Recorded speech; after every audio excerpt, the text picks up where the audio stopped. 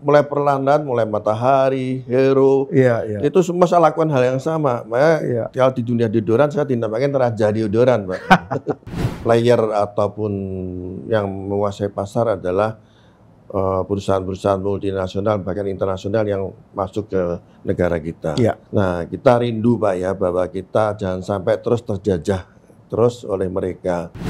Dikatakan bahwa bisnis online itu cuma sekitar 2-3%, maksimal 4%. Tapi saya terus terang terkaget-kaget, Pak. Betul, Pak. Iya, di bisnis kosmetik ini, dia sudah 100 miliar sebulan. Korean Wave itu jadi kita pakai brand ambassador dari artis Korea juga. Jadi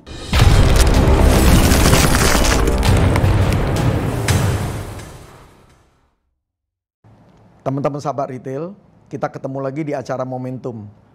Acara bincang-bincang seputar dunia retail.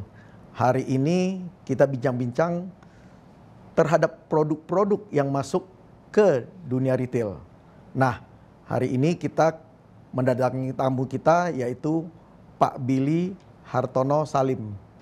Ya, pertama-tama terima kasih Pak Tutum diberi kesempatan untuk sharing lah. Ya, pengalaman ya selama saya ya tadi di profesional maupun secara bisnis. Ya, memang saya ini kan dari kuliah, saya asli Semarang, teruskan kuliah di Jakarta, kemudian kuliah di Jayabaya University, lulus kerja sama dosen pembimbing saya, kebetulan dia punya kantor akuntan. Jadi karena saya ngambil jurusannya di akuntansi, ya sekalian magang di tempat dia juga. Jadi cukup lama setelah saya lulus, sebelum lulus malah di tahun terakhir itu langsung diajak join dengan ya bos saya dulu lah, ya itu Pak Yosef Susilo. 3 tahun selama di sana. Ya, biasa kita kalau akuntan itu kan duduk di belakang meja. Nah, sebenarnya saya ini nggak seneng masuk sekolah di akuntansi itu nggak suka gitu loh, ya kan? Ya ada beberapa cerita lucu lah di situ. Ya kita sedikit nakal lah kita ngomongnya, sedikit nakal karena sebenarnya masuk jurusan akuntansi kan dari orang tua juga. Ya, kamu kalau sekolah akuntansi gampang cari kerja. Kebetulan saya bukan tadi dari keluarga yang kaya atau gimana ya, keluarga sederhana ya. Yang penting bisa cepat kerja. Mama saya cuma pesan gitu aja. Ya terbukti begitu. Tapi saya nggak suka sebenarnya akuntansi itu. Jadi ya nakalnya tuh waktu kalau kita ngodit itu kalau kita ke lapangan ke klien itu ya suka ya istilahnya ada side job lah gitu. Ya jadi jualan, Pak. Jadilah ternyata memang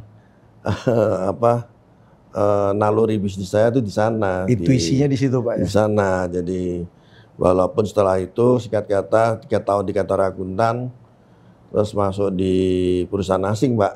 Di perusahaan asing yang head office-nya di Amerika gitu. Jadi di situ belajar ya gimana untuk kita disiplin ya. Disiplin dengan waktu, disiplin dengan komitmen kita. Itu saya dididik, kebetulan saya ingat persis ada satu atasan saya karena saya report ke saya jadi chief accountant di perusahaan asing itu report ke regional di Singapura dan reportnya harus sampai ke Amerika di end of beginning of the next month lah.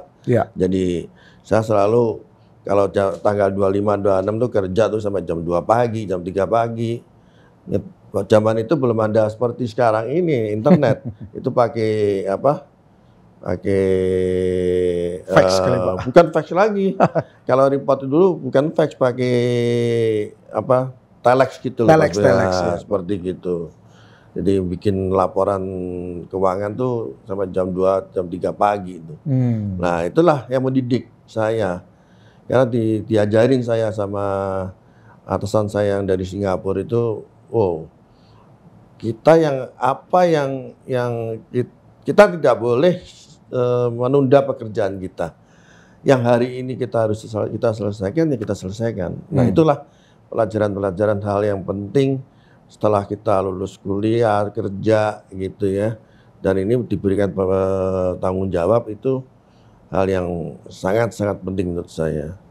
Dan ini saya aplikasikan dalam kehidupan setelah saya bekerja di sana gitu. Karena kembali setelah 2-3 tahun di sana, tadi institusi saya kan, nah ini maunya bisnis nih.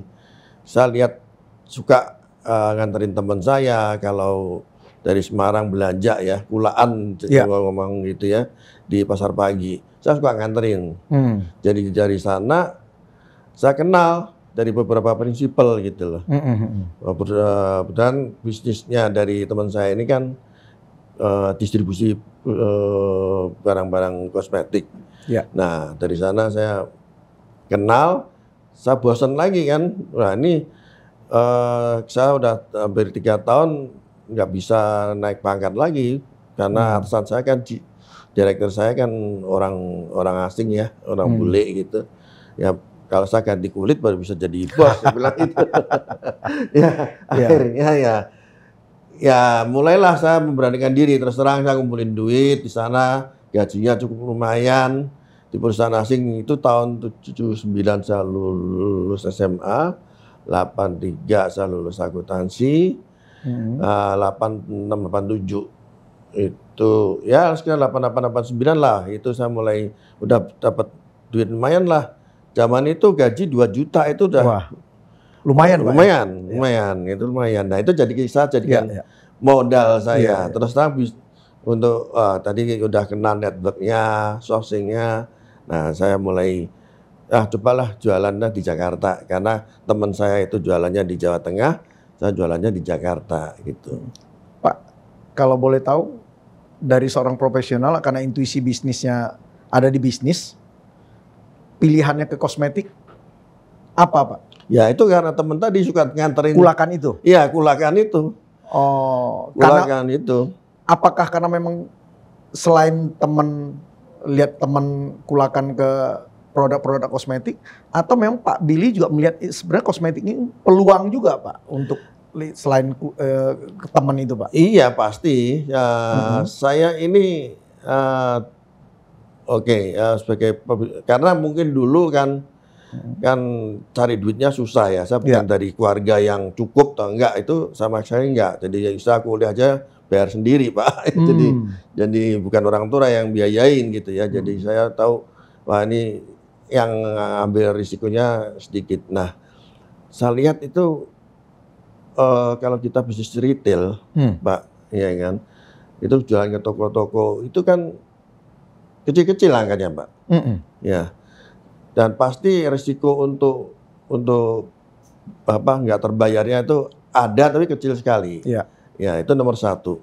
Yang nomor 2, saya pikir kosmetik itu akan selamanya dipakai, Pak. Kebutuhan sehari-hari ya, jualannya bukan kosmetik aja, di situ ada body care, ada sabun, ada apa. Jadi itu kan kebutuhan sehari-hari. Dan saya yakin hal ini akan jadi selamanya, karena selama kita hidup pasti perlu itu, Pak. Jadi 2 alasan penting itu, di mana pasti kalau kita masuk ke dalam properti gitu kan, ada bilang siklus 5 tahunan. Padat modal.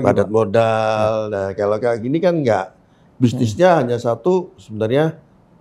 Kalau kita dipercaya, kita dapat tempo waktu bayar, terus kita jualan, kasih piutang ke orang lain masih cukup Pak gitu.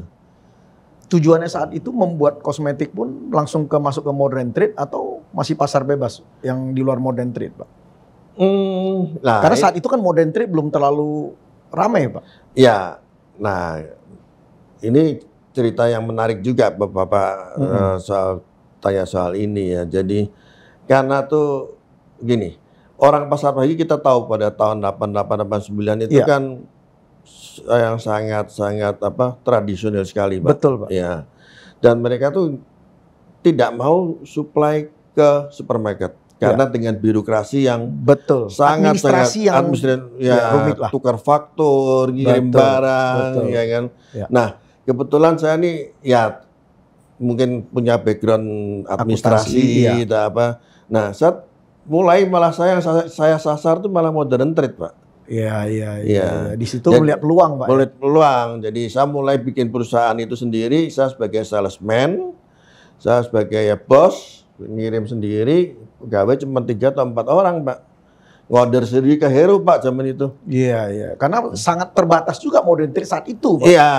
Bukan seperti sekarang banyak sekali pilihannya. Betul, itu saya ngalamin sekali. Ada gelal Hero Tomang, Iya, ya kan. iya. Di gelalnya ada gelal yang sampai hari ini masih ada ya di Gatot Subroto. Itu dua chain store yang saya alami sekali dan saya ngorder sendiri, Pak. Ngerasain itu. Iya. Jadi terus mulai masuk Golden Truly. Iya. Mulai masuk minimal supermarket yang tip top namanya yang di Rawamangun. Iya, Terus yang ada di Kalimalang juga mulai banyak tuh, Pak. Betul. Ya. Nah, itulah malah saya fokusnya di sana, Pak. Iya. Jadi orang nggak suka karena nah inilah mereka merasa terbantu gitu loh. Dan saya juga kompetisi nggak begitu banyak karena yang mau repot seperti kan nggak banyak, Pak, gitu. Jarang ada yang mau direpotkan oleh hal-hal demikian. Pak Billy malah melihat itu peluang, Pak. Peluang, iya. Sedangkan sebaliknya si modern trade memerlukan banyak supplier juga, Pak. Betul. Jadi simbiosis mutualisme saat itu ketemu, Pak ya. Iya. Wah, jadi dari saat itulah mulai start bisnis Pak Billy tentang produk-produk kecantikan ini tumbuh, Pak. Tumbuh, betul. Adanya permintaan-permintaan itu sendiri, Pak ya. Iya. Tetapi pastinya harus dibarengi dengan produk-produk yang bisa dijual oleh modern trade itu juga, Pak. Betul. Dan dibutuhkan masyarakat, iya. Pak. Kalau saya ingat persis di modern trade pada waktu itu karena ya kita tahu prinsipalnya nggak jelas ya, ya kan. Apalagi produk-produk lokal, kosmetik lokal tuh mereka kan banyak orang yang harga kacau, Pak, waktu itu. Iya. Nah, saya adalah orang pertama yang menertibkan, Pak. Dalam arti menertibkan dengan ya saya punya background di administrasi, saya memberikan sesuatu alternatif dan Hero pada waktu itu ada namanya paket deal. Paket deal. Iya. Waktu itu ingat, saya masih ingat persis waktu itu minuman Aqua. Iya. Ya, brand saya sebut brand ya. Air mineral itu dia menguasai di setiap Hero dia dapat satu shelving umpamanya. Nah, zaman itu. Iya. Nah, ini kembali ke produk saya. Iya. Kategori tempat saya jualan. Iya. Saya bilang, saya dulu dikenal raja deodoran, Pak. Oh. Karena seluruh deodoran yang di Jakarta itu saya yang jualan. Oke. Prinsipnya banyak gitu. Prinsipnya banyak sekali, tapi saya yang paling aktif di modern market. Jadi, kalau mau cari deodoran, cari Pak Billy lah. Ya, cari saya aja lah gitu. Jadi, dan akhirnya saya bisa nguasain, saya membuat satu paket deal itu. Kan kalau di supermarket kan ada jadi masuk other income kan, Pak, itu. Ya, sebelum ada sewa shelving yang sekarang seperti inilah, itu zamannya itu Pak Yonggi Yoso tuh. Itu orang pertama yang menciptakan itu. Dan saya bicara sama dia, akhirnya kita deal. Jadi bagi pihak supermarket juga enak karena mendapatkan harga yang pas. Ya pasti saya ada keuntungan, ya. Nggak banyak supplier yang supply dengan merek yang sama gitu ya. Jadi sama-sama merasakanlah kedua belah pihak, Pak, antara retailer dan saya sebagai supplier gitu. Dan itu berlangsung lama, Pak. Jadi kira-kira hampir sampai 5 tahun, 6 tahun dan mulai perlahan-lahan, mulai Matahari, Hero, itu semua saya lakukan hal yang sama. Makanya kalau di dunia deodoran saya dinamakan raja deodoran, Pak. Jadi ngomong-ngomong Pak Billy ini salah satu orang yang meletakkan dasar-dasar trading term kayaknya, Pak ya. Betul ya. Jadi kita terutama di non foodnya, Pak ya. Di non foodnya gitu. Iya. Waduh. Ini saya baru tahu juga nih, Pak. Kalau Pak Billy nggak cerita, mungkin jadi para penonton juga akhirnya mengetahui lah perjalanan sejarah tentang modern trade ini antara modern trade dengan para supplier. Nah, Pak Billy kan juga pasti nanti kita bahas yang Pak Billy ada juga F&B, tapi saat ini kita bahas Pak Billy sebagai seorang supplier dulu, Pak. Ya, betul. Retailer ya, Pak ya. Nah, ya. Pak, ini kan Pak Billy ceritakan mulai awal masuk ke kenapa pilih personal care dan bagaimana bersentuhan dengan modern trade. Pak Billy per hari ini produknya sudah sangat mudah dicari di modern trade. Modern trade saya lihat, Pak. Ya. Sudah penetrasinya sudah sangat kemana-mana, Pak. Ngomong-ngomong, PT Pak Billy, boleh Pak Billy yang sebutin, Pak, jangan saya, Pak. Ya. Ya, PT Victoria Care Indonesia, TBK. Ya, ini adalah sudah go public, Pak ya? Sudah go public, ya. Sudah go public di tahun 2020. Tahun 2020. 2020. Ya.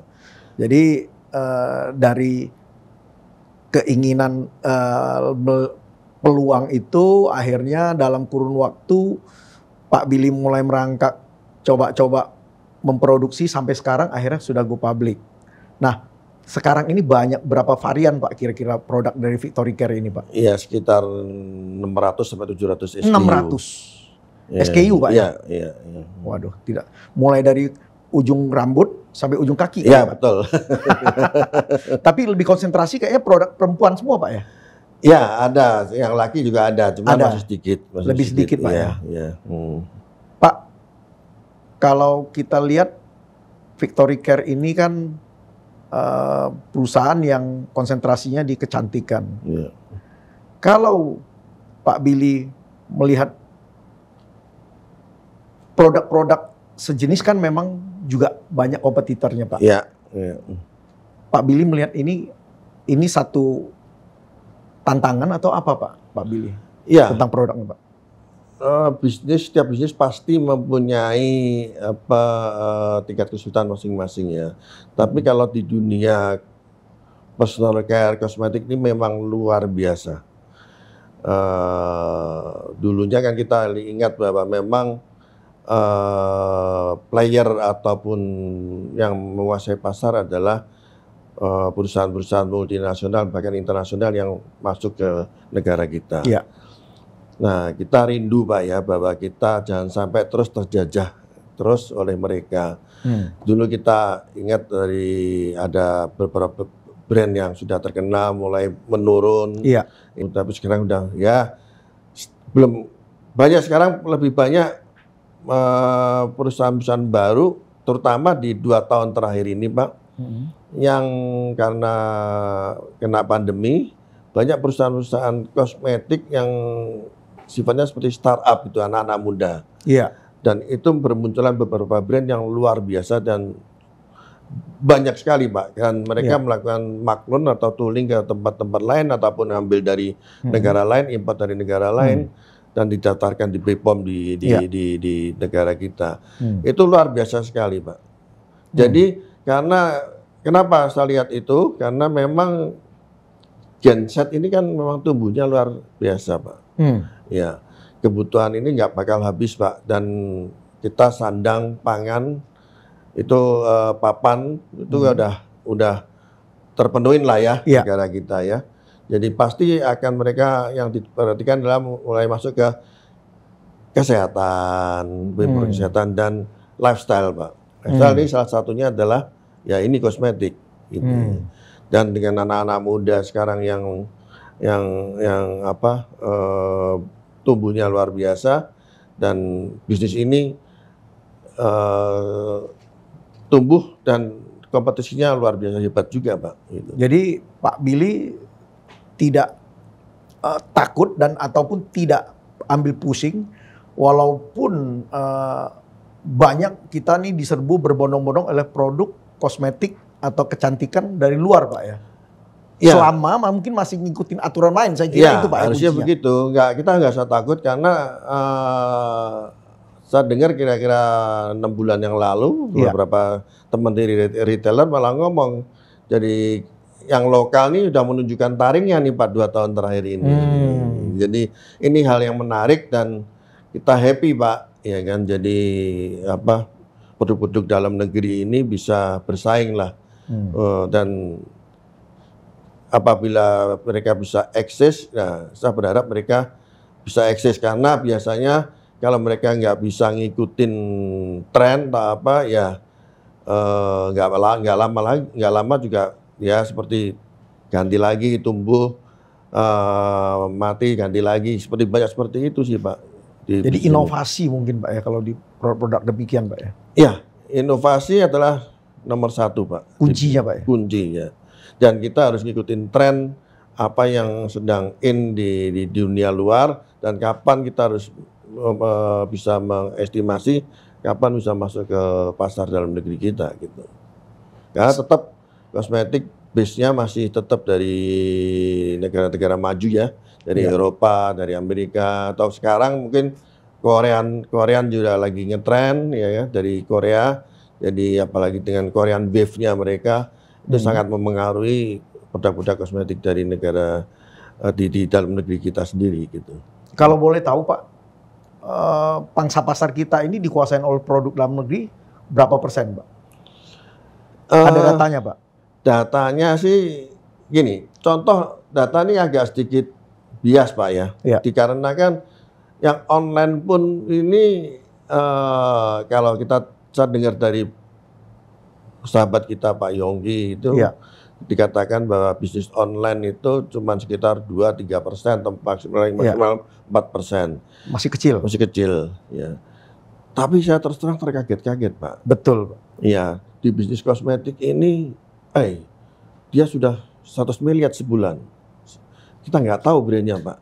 Brandnya mungkin aja baru muncul gitu Pak. Baru 2 tahun ini, udah sebesar itu Pak. Sedangkan pemain kita yang lama-lama kita tahu ya perusahaan Go Public itu, ya kita masih cuma sekitar 1,1-1,2 triliun Pak per tahun. Itu kita capai dengan angka yang waktu yang cukup lama. Tapi perjalanan yang panjang. Tapi ini dengan sekejap mereka bisa raih Pak. Jadi kadang-kadang ya ini mungkin data dari hasil Nielsen atau dari yang lain itu perlu dicermatin Pak. Untuk bisa menangkap benar-benar sebenarnya berapa. Jadi datanya masih belum bisa secara spesifik kita dapetin dengan yang akurat Pak gitu. Yang jelas pangsa pasar kita cukup besar karena populasi Pak ya. Ya betul. Jadi saya kira kuncinya itu salah satunya Pak. Ya. Jadi tinggal kita hati-hati dengan cermat mengikuti kebutuhan masyarakat yang begitu besar itu dengan menyiapkan produk-produk yang mungkin berkualitas dan dibutuhkan masyarakat. Saya kira kuncinya itu Pak. Iya betul sekali Pak. Iya. Inovasi-inovasi apa Pak yang selalu dari Victory Care ini terhadap brand-brand yang ada ini dengan kebutuhan masyarakat ini yang selalu Pak Billy dari perusahaan kembangkan Pak, kalau boleh kita tahu Pak, inovasi-inovasi ini Pak. Ya, kita ini mempunyai strategi dan inovasi yang berbeda mungkin dengan yang lain Pak, ya kan. Saya tidak mau berhadapan dengan head to head dengan big players sebenarnya Pak. Ya kan, contoh ya kita tahu di dunia brand internasional yang besar. Ya kita tahu, kita sadar. Nah makanya kita kadang-kadang membuat satu produk itu yang bagi mereka kontribusinya kecil, tapi bagi kita kalau itu diperhatikan besar. Salah satunya mungkin salah satu produk Lulur namanya. Lulur. Iya. Saya lihat Pak Billy punya. Contoh sebut aja mereknya Pak. Ya, Hairboris. Ya, Hairboris. Sangat terkenal Pak di kalangan retailer Pak. Ya, retailer itu kan. Apalagi kita sekarang lagi tren sekali dengan Hairboris body serum kita Pak. Hairboris juice series kita ada body serum, ada scrubnya, ada facial scrubnya. Itu sekarang lagi sudah hampir 3 bulan ini sebagai produk number 1 di TikTok Pak. Oh.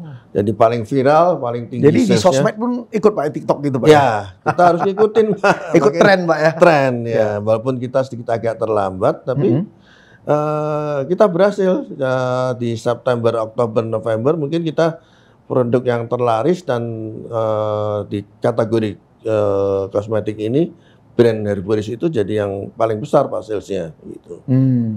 Jadi hal seperti itu Pak. Jadi inovasi-inovasi itu kita lakukan terus. Itu tadi di body care, terus di hair care juga begitu. Kita masuk di profesional Pak. Kita punya brand CBD ini di TikTok juga bagus. Ya.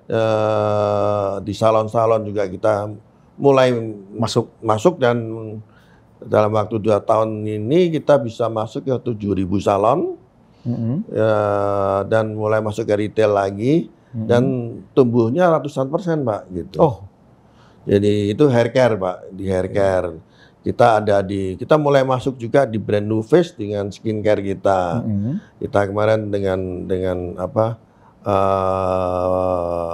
Karena ada Korean Wave itu jadi kita pakai brand ambassador dari artis Korea juga. Jadi setiap kategori kita lakukan Pak.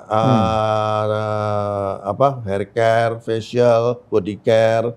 Kita ada unggulan-unggulan brand-brand kita sendiri. Oke. Jadi siap bersaing pokoknya Pak ya. Ya, kita dengan inovasi-inovasi yang terbaik pokoknya Pak. Udah puluhan tahun Pak ya, jadi sudah tahu lah Pak. Asam garamnya Pak ya. Pak, ngomong-ngomong sejak Pak Billy memutuskan dari profesional dan masuk ke dalam industri kecantikan ini, sampai perjalanan go public dan per hari ini, mengalami up and down nggak Pak? Wah. Mungkin cerita-cerita yang bisa di-sharing nggak Pak? Ya, itu yang mungkin nggak akan kita lupa itu tahun 98 lah ya, itu kita tahu satu kerusuhan sosial yang terjadi di negara tanah air kita itu membekas sekali. Waktu itu kita masih distributor ya, jadi distributor. Kita tahu margin distributor itu berapa Pak? Saya kita ukur paling maksimal 5-6% gitu ya. Nah, kita ini karena kerusuhan kan kita tahu retailer banyak yang juga susah dibakar atau apa. Nah, mereka juga menunda pembayaran ke saya. Nah, saya pun juga praktis, bahkan mungkin yang tutup selamanya kan saya nggak dibayar, Pak. Amal, Pak. Saya merenung ini gimana saja bayar ke prinsipal saya. Ya kan, yang ngasih saya barang gitu. Kewajiban Pak Billy kepada pihak ketiga juga masih ada Pak ya? Ya masih ada, ya kan. Nah, terpaksa lah Pak mulai melepas harta pribadi bertahan. Gitu ya. bertahan untuk bertahan. Dan benar-benar ini adalah pukulan yang luar biasa gitu. Dan saya pikir wah habislah bisnis saya. Kebetulan saya tinggal di satu perumahan, apalagi saya lihat di situ ada Hero Pak, ya kan. Saya lihat wah Hero di setiap waktu itu saya lihat orang ngambil barang dari Hero, aduh bakalan problem nih. Saya hanya bisa meratapinya kapan nih. Tapi ya puji Tuhan Pak, pas sebenarnya 97 awal itu saya mulai membuat brand sendiri Pak. Produk lulur Sumber Ayu dengan brand Sumber Ayu. Ya. Salah satu produk dari Victory Care Pak ya? Bukan, itu yang lama perusahaan itu saya. Yang lama. Oh, perusahaan yang lama. Oke. Ya, perusahaan lama. Itu, nah, bayangkan pas setelah saya mulai dengan membuat brand saya sendiri, baru mau mulai jualan terjadi seperti ini. Jadi double pukulan. Iya kan? Iya. Tapi sebenarnya itu yang menyelamatkan bisnis saya, Pak. Oke. Karena apa? Prinsipal saya pasti nggak percaya. Kapan nih Pak Billy bisa bayar saya? Saya nggak dikasih barang, Pak. Iya kan, Pak. Salesman saya banyak nih. Saya sudah punya cabang di Jakarta, Bandung, Surabaya, Semarang, Bali. Mereka nggak bisa jualan kan, Pak? Nggak punya barang. Iya. Yang mereka jual apa, Pak? Barang saya sendiri tadi. Kan kita tahu. Iya. Jadi produk yang Pak Billy sebagai distributor mandek, iya. Brand sendiri malah bisa jual. Maksud karena terpaksa, Pak. Terpaksa. Iya. Karena nggak ada barang yang dijualin, Pak. Dijualin. Iya. Nah itu saya ingat persis. Kasus itu, Pak. Jadi akhirnya apa? Kalau kita produksi sendiri kan profitnya pasti jauh lebih tinggi daripada kita sebagai distributor. Distributor. Nah, dari keuntungan itu saya bisa melunasi, Pak. Utang-utang yang saya tertunda tadi dalam waktu 2 tahun itu saya bisa nggak sampai 2 tahun saya bisa lunasin, Pak, semua. Jadi nama baik itu penting, Pak. Iya.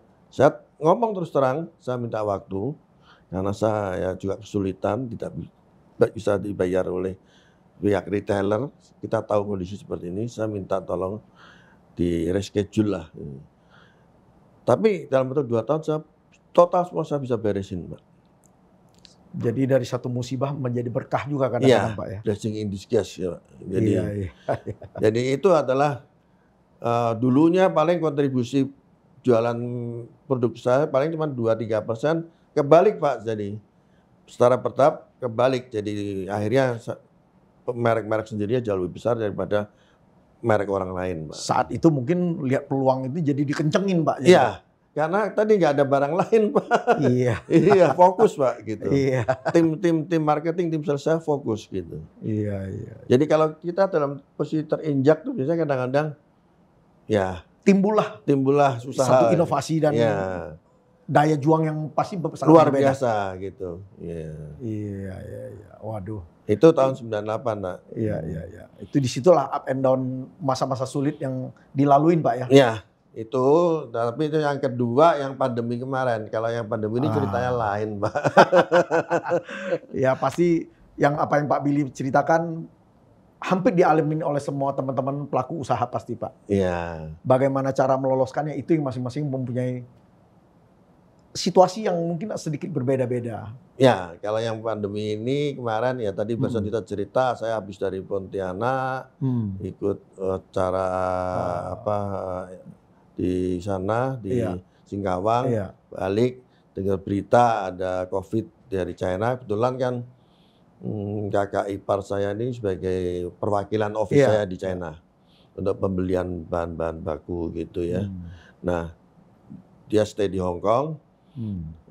Dia cerita susah nih, Wuhan lagi kena COVID. Ya, dia ini untuk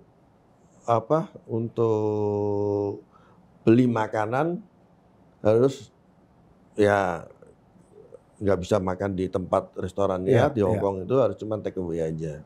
Dia cerita begitu. Shenzhen, China semua lockdown. Ya, wah. Waktu itu langsung kebetulan saya dapat report dari tim kita ada dari Singapura mau pesan hand sanitizer, Pak. Nah itu kan lagi bisnis yang sangat dibutuhkan orang semua, Pak. Masker sama hand sanitizer. Dibatalin, Pak, karena kita sudah mau buatin, udah dalam perjalanan sudah dibuat, tapi dibatalin karena dipikirnya kelamaan gitu, Pak. Saya pikir, wah ini pasti sebentar lagi virus ini sampai Indonesia. Dia bilang. Hal yang sama pasti dilakukan. Nah, untuk itu udah jual di Indonesia aja lah, pasti habis kok ini. Nah, begitu pemerintah ngumumin, Pak, mulai lockdown juga. Di awal Maret. Ya, awal Maret itu, wah, bisa mikir, wah, saya ada 2.500 karyawan nih, Pak. Tanggung jawabnya besar, Pak ya. Iya, itu yang di bisnis kosmetik, belum yang di bisnis hospitality ada 500-an, Pak. Total hampir 3.000 orang. Waduh. Wah, ini saya mikir, ini mau saya apain nih gitu. Nah, ini beberapa cerita yang menarik sebenarnya. Satu tadi masalah dapat news dibatalin, terus oke, kita cobalah, kita mulai memproduksi hand sanitizer, ya kan. Nah, saya dapat informasi dari tim R&D kita itu, wah, kalau yang alkoholnya 70% tuh harus dari Departemen Kesehatan isinya. Kalau di bawah 70% itu BPOM bisa gitu. Nah, ini pasti saya tanya, berapa lama untuk ngurus izin? Paling cepat 4 bulan, Pak. Woi. Keburu peluang bisnis itu pun sendiri hilang. Hilang itu kan 4 bulan, ya kan. Saya kumpulin data seperti itu, saya meetingin seluruh all direksi. Ayo, apa yang kita lakuin nih, ya kan. Kita semua usaha kita mikir. hubungin supplier. Supplier bilang, botol kecil nggak ada Pak. Semuanya packaging susah semua. Ya. Apalagi saya dengar packaging ini masih diimpor Pak ya? Ya, mesti diimpor, ya kan. Sprayer apalagi Pak. Praktis di Indonesia tuh ya 1-2 aja sih yang ada. Hampir mayoritas masih kita impor dari China Pak. Gitu. Nah, itu alkohol, ya. Alkohol, waduh. Ini hal yang paling mutlak Pak. Iya. Kebetulan itu saya nggak pernah ketemu sama teman saya yang supply kita, hubungan udah puluhan tahun Pak ya. Dia bilang, saya mau ke Singapura. Saya udah lama nggak pernah ketemu kamu nih, ayo coba kita ngobrol lah. Ya, akhirnya kita ngobrol, belum ngomong soal saya mau order alkohol Pak. Nah dia bilang begini, saya lagi ada masalah, ada 3 tongkang mandek nih sudah hampir setahun alkohol saya di pelabuhan di Tanjung Priok nggak bisa keluar karena perubahan perizinan dari Departemen Perdagangan. Coba saya bantu ya Pak ya, saya bilang begitu. Coba saya bantu, saya bilang mungkin saya ada teman yang bisa bantu. Udah ngomong gitu. Nah semakin santer kan Pak hand sanitizer ini. Saya intens coba bantu dia gitu ya. Nah ini cerita ini bisa jadi mungkin bagi kita ini suatu ilmu cocok, dicocok-cocokkan tapi benar cocok, tapi mungkin ini karunia dari yang di atas. Di atas ya. Iya. Tadi saya perintahkan, nah kebetulan saya juga kenal sama Pak Menteri Kesehatan. Iya. Saya sangat baik sekali. Iya. Iya kan. Saya pergi ke rumahnya dia, Pak, hari Minggu Pak, saya sowan. Ini kondisi kayak gini, seperti ini Pak, saya bilang. Gimana untuk menghadapi ini? Saya dengar kok izin sampai 3 bulan, 4 bulan. Seketika Pak, dia telepon dirjennya Pak. Tolong dibantu ya, seminggu dikeluarin. Waduh, saya percaya nggak percaya Pak. Iya. Iya kan? Saya balik Seninnya langsung meetingin, coba bikin hubungin ibu ini urus di Departemen Kesehatan. Betul Pak? Keluar Pak. Waduh, walaupun nggak seminggu tapi mungkin lebih 10 hari keluar. Langsung kita lakukan semua koordinasi, hentikan produk yang lain. Fokus itu dia. Ada berapa line? Ada 20 line. Kita fokus untuk produk hand sanitizer. Kalau tahun tadi 98 Pak, saya susah Pak. Ini tahun ini, yang tahun pandemi ini, orang pada ngasih duit di depan Pak. Ngantri Pak ya? Ngantri. Wah ini Pak Billy dan perusahaannya ini malah mendapatkan berkah. Malah berkah, ya. Ya tadi simpel aja. Ide mamanya packaging susah gitu. Iya. Ya seadanya aja lah saya bilang. Yang ada nih jerigen 5 literan. Ya sudah produksi itu aja. Hantam aja saya bilang. Jadi curah laku Pak ya? Iya. Gitu. Karena saya berpikir dari tadi kakak ipar saya di Hong Kong, kita ke restoran itu dikasih menu adanya ini. Ya kamu harus makan ini gitu. Ya saya bilang ini kan kondisi udah darurat Pak. Iya. Ya itu yang saya lakukan Pak. Adanya packaging 5 liter, ada botol ukuran berapa, nggak karuan Pak. Ya sudah pakai isi hand sanitizer. Dan ya ini kembali niat lah. Ya. Saya bilang kita coba bantu pemerintah juga. Ya. Kita bantu teman-teman kita. Ya kan, terutama rumah sakit apa. Karena situasional saat itu memang sangat memerlukan Pak ya. Iya. Jadi kita tuh bantu karena pabrik kita ada di Jawa Tengah, pemerintah Jawa Tengah yang kita kasih dulu. Ada berapa ribu jerigen lah, mungkin sampai hampir 5.000 sampai 10.000 jerigen saya sumbangkan ke puskesmas saya sumbangin semua. Diomelin Pak kita Pak. Iya. Loh orang lain ngantri, kamu nih malah bagi-bagi hand sanitizer gitu. Iya. Ya itu produksi pertama memang saya sumbangin seperti itu Pak. Iya. Akhirnya saya secara berurutan pemerintah Jawa Tengah, Jawa Timur, Jawa Barat, Bali, Jakarta, kita berikan Pak. Jadi kita lakukan CSR juga Pak gitu. Iya, iya, iya. Jadi memang sangat situasional sekali saat itu, di samping berbisnis, Pak Billy pun menjalankan satu CSR lah Pak ya. Iya, iya. Karena keadaan susah Pak, kita semua Iya. susah Pak. Keadaan saat itu. Iya. Iya, iya. Dan ya saat itu malah bagi kita mungkin jadi suatu berkah gitu. Iya. Menyelamatkan 3.000 orang karyawan saya Pak.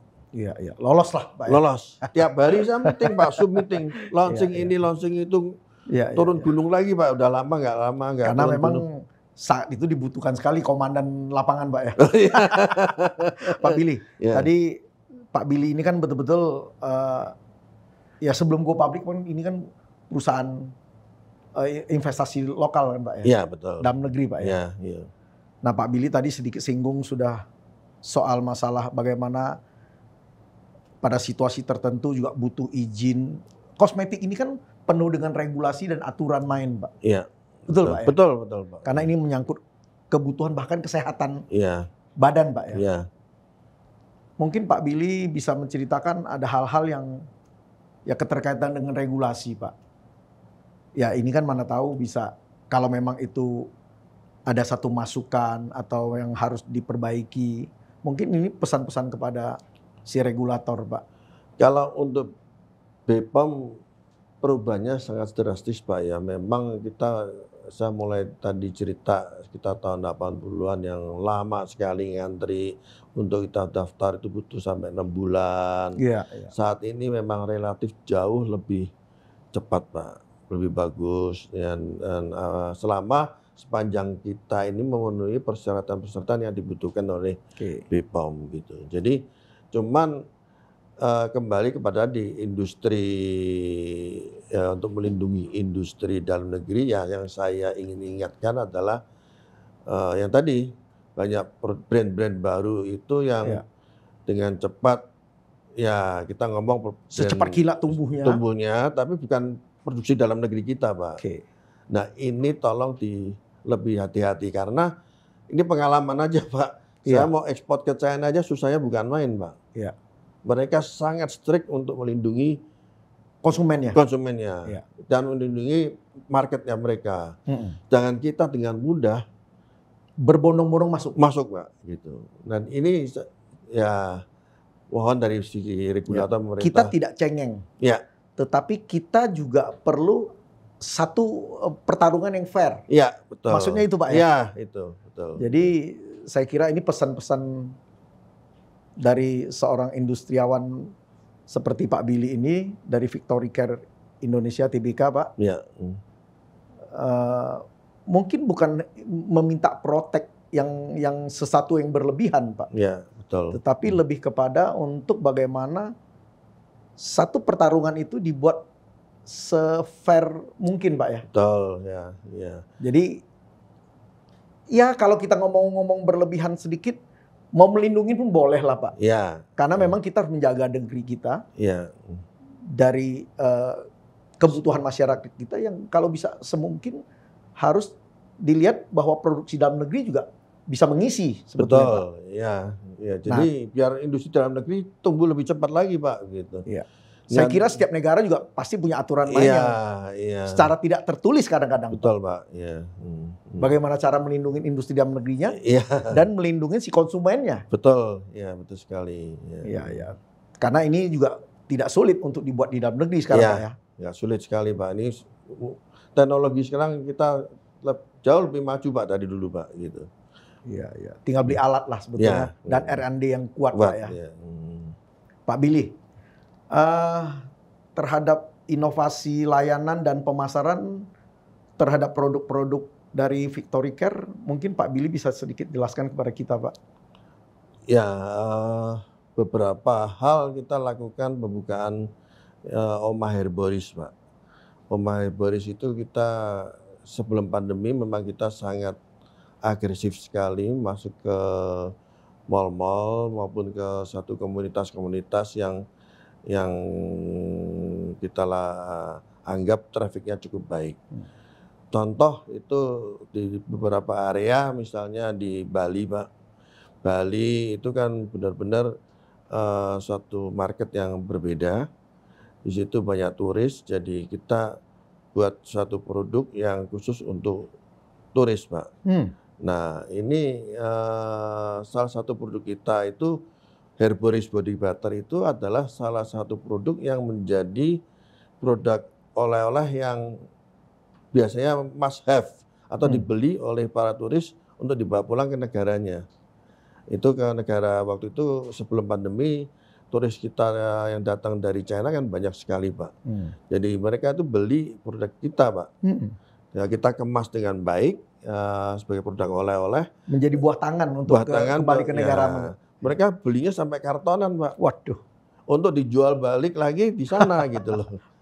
Jadi itu beberapa contoh itu yang di daerah turis, Pak, ya, di Manado, di Batam, di daerah-daerah turis itu benar-benar produk kita jadi produk unggulan, di mana ya ini open aja, banyak kompetitor lain belum pernah masuk ke sana, Pak. Ya. Dan ini adalah inovasi-inovasi yang salah satu inovasi yang kita lakukan yang sangat berhasil, dan terbukti begitu pandemi ini mulai berakhir di Bali, sales kita juga meningkat lagi, Pak, gitu. Oke. Ya. Nah, ini salah satu inovasi kita atau strategi kita untuk melakukan sesuatu yang berbeda dengan dalam pemasaran, Pak. Ya, pemasaran gitu. Ya, Pak Billy. Produk Victory Care ini selain untuk produk pemasaran di dalam negeri, apakah ada di ekspor juga, Pak? Ya, kita beberapa negara kita berhasil melakukan ekspor, terutama yang data terakhir itu sebelum pandemi itu ke Jepang sekitar ada 7 atau 8 kontainer per bulan, Pak. Lumayan, Pak, ya? Ya, itu terus ke beberapa negara Middle East, terus ASEAN market itu ke Malaysia, ke Filipina juga ada, Pak, gitu. Makanya tadi saya pernah ngomong soal ke China itu, urus surat izinnya susah sekali, Pak. Iya. Jadi kita mau ekspor, kita pun harus ngikutin aturan negara setempat, Pak. Iya, gitu. Iya.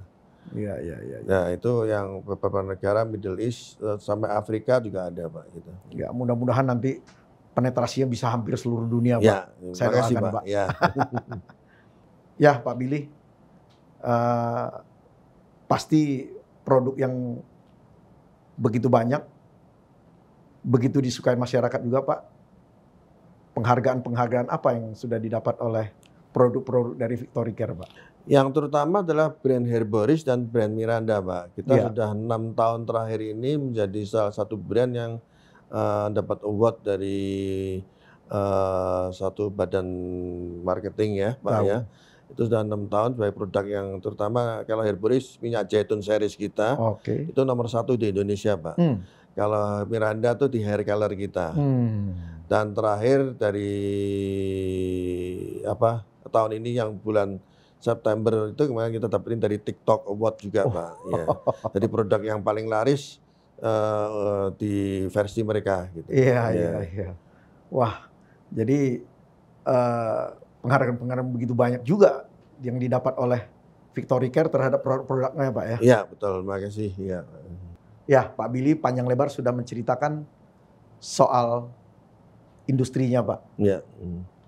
Pak Billy sendiri mempunyai bisnis hospitality, Pak, ya? Betul. Ya. Atau biasa kita sebut di kalangan retail tuh F&B, Pak. Ya. Mungkin Pak Billy bisa sebutkan bisnisnya apa, Pak? Ya, sebenarnya ini bisnis F&B ini bisnis kecelakaan, Pak. Tapi sekarang malah jadi satu penetrasi untuk kalangan kelas atas nih, saya lihat, Pak, bisnisnya, Pak. Gini, 20 tahun yang lalu tuh saya kunjungan ke satu tempat di luar negeri, jalan-jalan ke South Africa. Iya. Di sana ada satu destinasi wisata yang mengulas soal aloe vera, itu apa? Lidah buaya. Ya, lidah buaya. All about aloe vera. Nah, kita ini saya punya produk salah satunya tuh daun sirih tuh, ya kan. Dan kita memang negara kita ini kan negara yang untuk nature-nya itu kan lengkap sekali dan knowledge dari peninggalan apa nenek moyang kita Indonesia asli itu kan banyak yang positif, Pak. Iya. Iya. Kalau kita sirih maka bisa untuk membersihkan gigi, mulut bagian mulut lah Pak ya, oral Pak ya. ya oral maupun di daerah kewanitaan Iya. dipakai Iya. juga Iya. dan itu manfaatnya banyak gitu ya. Terus kita ada beberapa produk lain lagi yang ya seperti jamu-jamuan itu kan juga banyak dan itu mulai dilupakan, Pak. Kearifan lokal itu Pak ya. Iya itu. Nah hasil dari itu saya praktekkan, Pak. One day saya ingin bikin satu tempat edukasi wisata juga seperti itu. Nah, saya mulai dari tempat pabrik saya di Semarang, Pak. 10 tahun yang lalu. Di mana saya lakukan bikin ada space kosong, saya buat seperti wisata edukasi, Pak. Jadi kita kalau ke pabrik bisa lihat cara untuk produksinya seperti apa, dan kita tunjukin ke customer lah, Pak. Ya. Itu skalanya kecil, Pak. Itu di daerah industri kita, di pabrik kita di Semarang. Nah, saya pikir kalau ini saya bikin bisa di Bali, ya saya akan bikin di Bali. Ternyata sukses, Pak, yang di Semarang. Oke. Sukses saya bikin di Bali dengan skala plan-nya kecil tapi tokonya besar gitu. Ya. Nah, di sana 6 tahun lalu, 7 tahun, 6 tahun lalu, Pak, itu saya bangun namanya Secret Garden Village, Pak. Secret Garden Village, ya. Di area Bedugul, Pak. Bedugul. Ya. Jadi biar penonton tahu juga, Pak Billy. Ya. Nah, itu adalah suatu tempat destinasi wisata untuk mendidik para generasi muda, Pak. Ya. Di mana untuk menghargain lah, Pak. Untuk menghargain apa yang nenek moyang kita lakukan tuh tahu. Ini loh bengkoang itu bisa untuk apa? Kalau di kulit bisa untuk memutihkan gitu ya. Untuk sabun daun sirih itu bisa kesehatan, ya kan. Serai untuk apa? Untuk body lotionnya itu bisa untuk mengurangi nyamuk seperti itu. Ya. Nah, hal seperti itu kan banyak anak-anak muda sekarang ini yang tahu pakai aja, Pak. Tahu pakai aja. Tidak tahu asal usulnya. Iya. Dari nenek moyang punya kearifan. Ya. Nah, itu makanya saya dirikan di Bedugul itu. Di Bedugul. Ya. Di Secret Garden itu, Pak ya. Ya. Nah, kemudian pada waktu saya melakukan visibility study itu mereka bilang, wah kalau seperti ini aja kita harus lengkapin dengan restoran. Dengan cafe atau apa. Nah, ini memaksa saya untuk berpikir, Pak, gitu. Muncullah ide baru lagi untuk bagaimana melengkapin gitu, ya kan. Nah, saya manggil teman saya, kebetulan saya ada di Bali, saya kenal beberapa players F&B yang top di sana. Saya minta untuk masuk gitu. Saya kan nggak ngerti, Pak, bisnis restoran gitu ya. Ya udah yuk masuk di tempat saya lah, ya kan. Dia nolak, Pak, mungkin dianggapnya kurang begitu prospektif gitu ya. Nah, akhirnya saya ya udah kita diriin sendiri aja lah. Gitu. Ya, saya bilang kecelakaan seperti itu, Pak. Jadi dipaksa untuk bikin gitu loh. Iya. Dipaksa untuk bikin gitu. Akhirnya dibuatlah satu restoran yang namanya Bebek Timbungan. Bebek Timbungan saat itu namanya Bebek Timbungan. Iya. Nah, dari Bebek Timbungan muncul, mungkin Pak Billy cerita, Pak. Ya. Nah, bebek timbungan ini adalah satu jenis makanan yang dimakan oleh raja-raja menurut chef kita dan menurut orang-orang Bali ini adalah satu jenis masakan yang dipersembahkan untuk pada waktu upacara atau adat tertentu dan untuk raja-raja di Bali gitu. Di mana bebeknya itu dimasak di dalam bambu, Pak. Nah, kata-kata bambu ini bahasa Bali adalah timbung. Oh, timbung. Ya, makanya kita bebek timbung. Bebek timbungan gitu. Iya. Nah, singkat kata karena terkenal dan sangat enak dan setiap orang kalau mau ke Bedugul itu selalu mampirnya tempat saya makan hanya bebek timbungan itu. Nah, kita akan kembangin karena mereka ada permintaan, kenapa nggak dibuka di Denpasar? Kota Denpasarnya. Ya, jadi akhirnya kita buka second brand kita, cabang kita. Lokasinya? Ya, di Denpasar itu. Nah, saya kembangin Pak. Konsepnya saya rubah gitu kan. Di bebek timbungan itu dulu kan memang benar menu utamanya adalah bebek ya. Tapi saya punya satu konsep, orang kalau ke Bali harusnya yang dicari apa sih selain bebek? Makanan Bali lah. Makanan Bali gitu, ya kan. Nah, saya mulai research Pak. Kita kumpulin daerah tertentu mana. Daerah Karangasem itu yang terkenal apa. Daerah Gianyar itu yang terkenal apa makanannya. Ada namanya sagir gerang itu dari Buleleng Pak. Gitu. Sagir gerang itu teri Pak. Yang digoreng kering gitu. Nah, sagir gerang. Terus dari kelungkung apa gitu ya Pak. Jadi kita semua kumpulin Pak. Sebenarnya ini makanan-makanan tradisional lama yang tidak terekspos dengan baik, tapi dengan kita dengan plating yang bisa buat yang sesuatu yang baru, yang kekinian, dan kita sajikan dengan menu yang menarik, jadi lengkap seluruh daerah Bali ada Pak gitu di restoran saya. Nah, akhirnya setahun yang lalu saya rubah sekalian aja namanya jadi Bali Timbungan, Pak. Dari bebek timbungan ke Bali Timbungan. Ya, karena representasi dari seluruh Pulau Bali produk ini. Unggulan-unggulan di setiap daerah itu makanannya. Ya, betul ya. Nah, setelah dari buka kota Denpasar, akhirnya juga saya lihat ada di Jakarta juga. Di Jakarta, Pak. Ya. Coba cerita di mana, Pak? Ya, itu sebenarnya ya beberapa kali Bu Fetty itu di Rut Sarina itu kan melakukan kurasi, Pak. Iya. Datang sampai 2-3 kali. Sebenarnya kita nggak tahu juga. Ingin cari yang the best untuk di Sarinah, Pak. Di Sarinah. Ya, kulinerannya, Pak ya. Ya, dan yang mungkin unik, Pak ya. Iya, karena supaya tempat lain nggak ada gitu. Ya, uniqueness-nya adalah supaya untuk di Sarinah itu. Nah, itu kan Bu Fetty sampai 2-3 kali membujuk kita ya untuk masuk ke sana.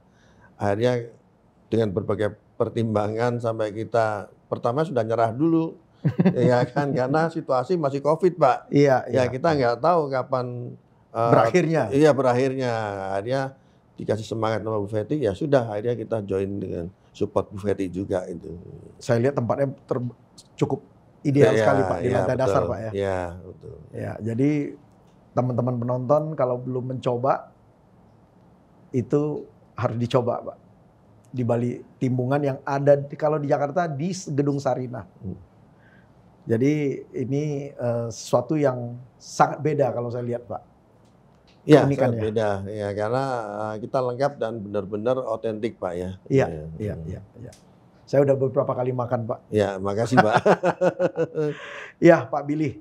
Jadi Pak Billy sudah banyak cerita mulai dari industrinya yang mensupport ke toko retail dan Pak Billy juga masuk ke bisnis F&B Pak. Ya. Saya pikir ini sesuatu yang bisa dipelajarin lah mungkin oleh anak-anak muda bagaimana mempelajarin seperti seorang Pak Billy Pak.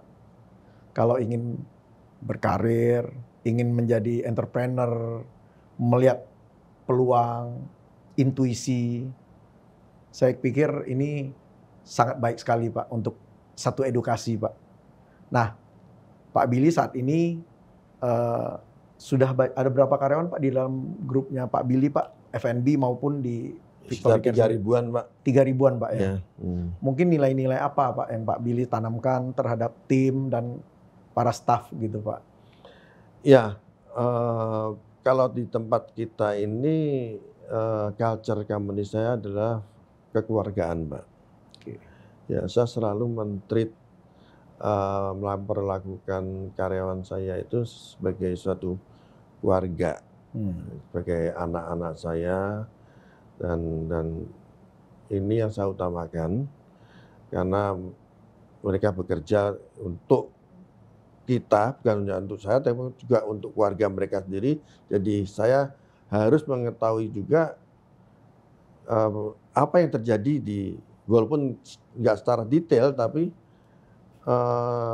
secara umumnya saya harus mengerti ada masalah nggak dengan keluarga dari karyawan-karyawan kita. Walaupun sekarang sulit Pak, dulu dengan kecil lebih mudah, mungkin 100-an, 200-an orang start dengan mudah itu. Memang tapi ini hal yang sangat mutlak. Jadi saya memperlakukan itu sebagai suatu keluarga, tapi yang profesional gitu.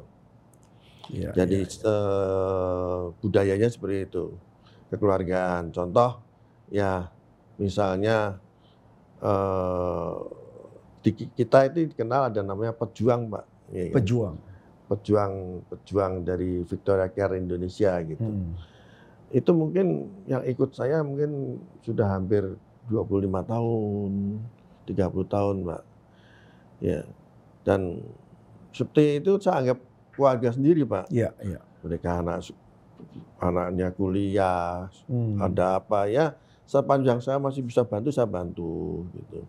Mereka mau pergi ke umroh, ya saya berangkatin umroh. Kita punya program seperti itu. Jadi saya anggap semua ini sebagai keluarga besar. Jadi Victoria Care dengan Pak Billy sendiri seorang yang sangat care juga terhadap karyawan. Iya, itu karena modal kita itu sumber daya manusia. Sumber daya manusia. Saya selalu contoh Pak, ya nilai-nilai yang mungkin kebetulan salah satu staf saya ini pergi duluan waktu COVID, dia nggak tertolong. Itu dia punya cerita yang sangat-sangat menyentuh hati saya. Jadi begini, setiap buka cabang baru atau depo baru, saya jadikan dia sebagai kepala cabang. Dan dia itu melakukan